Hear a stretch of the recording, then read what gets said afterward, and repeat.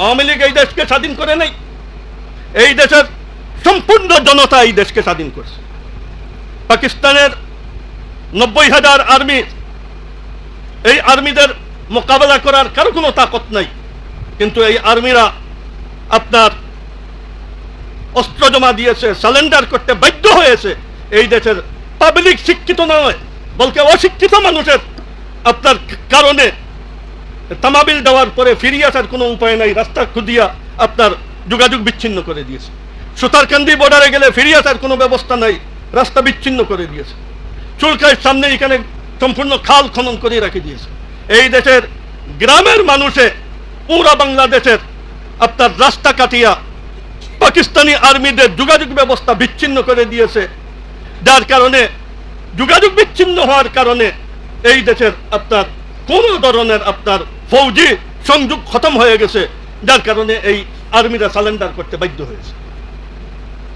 ওইদিকে ইন্ডিয়ার উপর দিয়ে হাওয়াই জাহাজ বিমান আসা, এটাও রাস্তা বন্ধ হয়ে গেছে, যার কারণে এই দেশের স্বাধীনতার জন্য সবচেয়ে বড় আসর, যেটা কোনো জায়গায় কোনো আলোচনায় কেউ বলে না, সবাই মুক্তিযোদ্ধার কথা বলে। নিশ্চয়ই মুক্তিযোদ্ধারা জান দিয়েছেন, সময় দিয়েছেন, কিন্তু এর চাইতে আমার কাছে বেশি এই দেশের পুরুষ মহিলা গ্রামের যারা রাস্তা কাটিয়ে যোগাযোগ ব্যবস্থা বিচ্ছিন্ন করে দিয়েছে।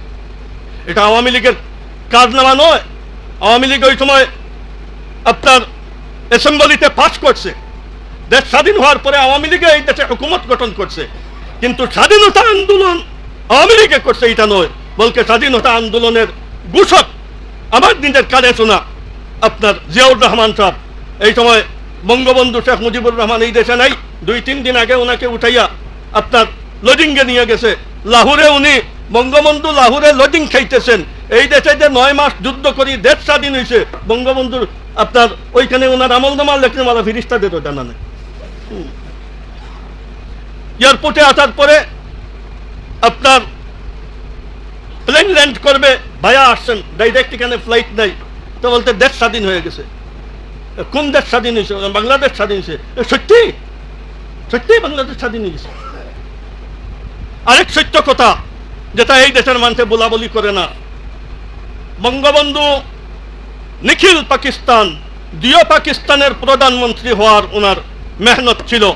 উনি কোনোদিন দেশ স্বাধীনের জীবনে কোনোদিন ঘোষণাও দেন নাই, কোনো রেজুলেশনও নাই, কিচ্ছু নাই। ওনার দেশ স্বাধীন করা এই কাজের ওনার হাসিয়ায় খেয়ালও নেই। এইসব আওয়ামী লীগের আপনার মিথ্যা আপনার ইতিহাস। জিয়াউর রহমান সাহেব এই দেশে প্রথম ওনার ব্যাটালিয়ান নিয়ে মুখামুখি হয়েছেন, আর উনি প্রথম ঘোষণা দিয়েছেন এই দেশের আজাদির, যার কারণে এই দেশ আজাদ করছে আপনার এই দেশের জনগণ। আচ্ছা বলেন, যেখানে আওয়ামী লীগ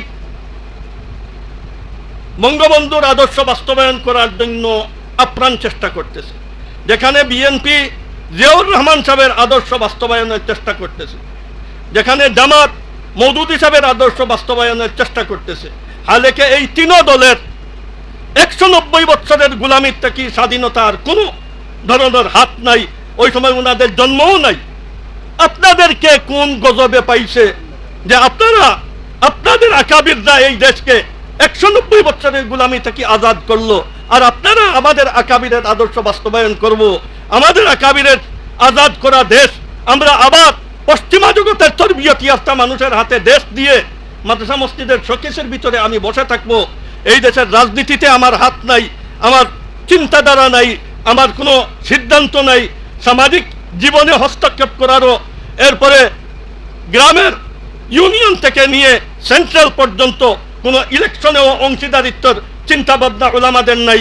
এত আমি ওনাদের মিসাল দেই, ওই জমিদারের আওলাদ, যে জমিদারের জমিদারিতে শত শত বিঘা মাটি ছিল, আর এই সব গ্রামের মানুষের জমিদারের জমি ক্ষেত করিয়া খাইতো, আর জমিদারের বিশাল কয়েক একর আপনার জমি দিয়ে একটা পুকুর ছিল, বিশাল অট্টালিকা ছিল, আর জমিদার মারা যাওয়ার পরে সারা গ্রামের মানুষে তার জমি জমা ভাগ করে নিয়ে গেল, পুকুরটাও নিয়ে গেল, তার বিল্ডিংটাও দখল করে ফেললো, আর জমিদারের আওলাদদেরকে পুকুরের পাড়ে টিন শেড দিয়া একটা ছাপড়া বানাইয়া দিয়ে বললো তোমরা এখানে থাকো। ঠিক কওমি মাদ্রাসার উস্তাদ আর ছাত্রদের এই মিসাল, যে তাদের বাপ দাদা জমিদার ছিল, ব্রিটিশকে এই দেশটা কি তাড়াইছে, যেখানে কেউ হিম্মত করতে পারে নাই। আর 190 বছরের গুলামি থেকে এই উপমহাদেশকে স্বাধীন করলো। আর স্বাধীনের পরে পাকিস্তান, হিন্দুস্তান আর বাংলাদেশে বিভিন্ন সংগঠনে দেশ দখল করিয়া বসলো। আজকে এ কালকে ফলো না। আর আমাদেরকে পুকুর পাড়ে ছাপড়া বানাইয়া দিয়ে বললো, তুমি ওইখানে মক্তবে কোরআন শরীফ পড়াও, তোমার এইসব কাজ নয় দেশ নিয়ে চিন্তা ভাবনা করা।